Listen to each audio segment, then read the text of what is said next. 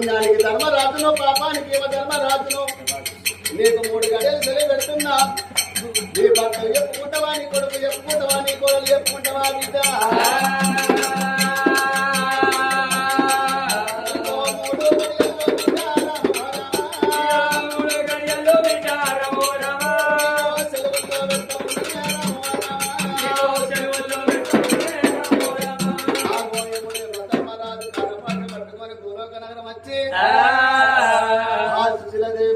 కాలపాసి వేసి ఓ బిడ్డ నీకు 3 గడియలు సెలవు పెడుతున్నా నీ భర్త చెప్పుకుంటావా నీ కొడుకు చెప్పుకుంటావా అని కాలపాసి వేసి అదో కంటమారి గొడ మీద గుళ్ళకు పదాలు ఎత్తుకొని కూర్చుంటున్నాడు యమధర్మరాజు.